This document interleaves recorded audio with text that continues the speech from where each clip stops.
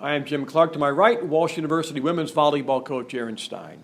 Good win Saturday against Lake Erie. 3-0, played very well. Yeah, it was impressive that we came out and played that well on Saturday, especially after our showing on Friday, which was pretty abysmal, to be honest with you. So, I think the girls did a nice job kind of pushing the reset button and coming out and playing really hard.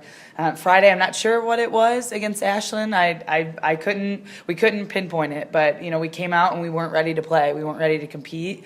Ashland's been having a tough season as well, but they came ready to go, and we paid the price for it. So, like I said, I was really proud that Saturday we kind of shook that off and came back in ready to go, and we played excellent volleyball. So it was great. And you're right, in this sport, having back-to-backs, you got to hit reset a lot and do that. Right, you have to have a really short memory because, like I said, I think, against Ashland we hit .083 possibly, and against Lake Erie we hit, over 300. So it's like, okay, they did a really nice job saying, all right, this is not us, this is not how we play, this is not what we're trying to do. You and I have talked now for the last 6 weeks or so about setting goals and getting better every week, and we had been doing that every match. Our hitting percentage is getting a little bit better, our passing percentage a little bit better, and then all of a sudden we go to Ashland and we revert all the way back. And I think the girls, that was a big wake-up call for the girls, especially being this late in the season. So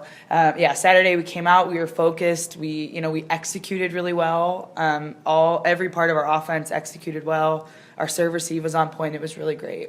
Kelsey Steiner, one of her best matches of the year, 13 kills, a .444 percentage. She really seemed focused and played well. Absolutely. Again, coming off of Friday, where that was probably one of her worst matches of the year. So she kind of did a very captain thing, which was say, okay, I didn't show up on Friday. I did not get it done.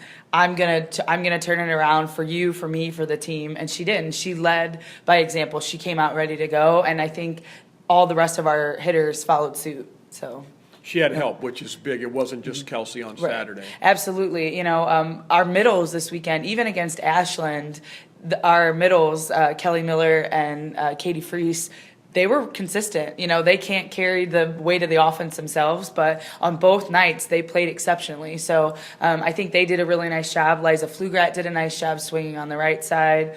Haley was doing a nice job executing on the setting front.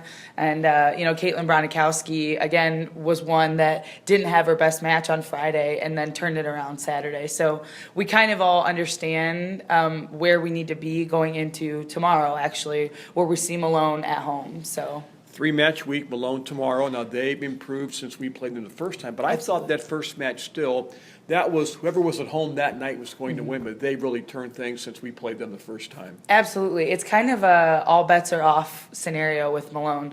They've done very well this year, honestly, better than I think I was expecting them to do. They did a nice job. They're one of the only GLIAC teams to get a win at the crossover.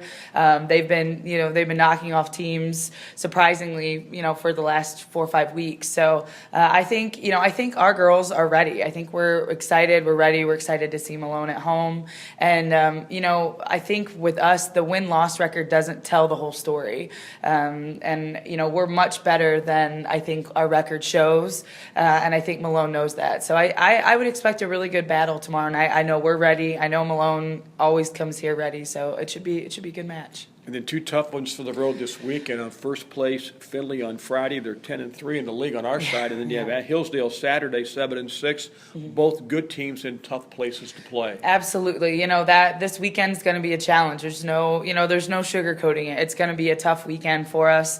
We only get better though playing teams that are doing well. We were able to watch both Findlay and Hillsdale at the crossover tournament just to get kind of an idea of what they're doing. And what I saw actually in both teams was just consistency. Findlay does a nice job. They've got a really good setter there, and she does a nice job keeping them very consistent. And that's how they, I think, have found a lot of success. Same with Hillsdale. So I think if we can kind of mirror that same attitude, keep our hitting consistent, keep our serve receive on point, serve aggressively using, we talk a lot in practice about using your serve as an offensive weapon. We've got to start not just getting the ball up, over, and in, but really pushing the other team. So I think if we can do that, we might surprise some people this weekend. Thanks. Good luck this week. Thank you. Cavs are home Tuesday night. Malone 7 o'clock at Alumni Arena. Then on the road for the weekend. Findlay on Friday and Hillsdale on Saturday. We'll see you Tuesday for the Malone match. I'm Jim Clark. We'll talk to you next week.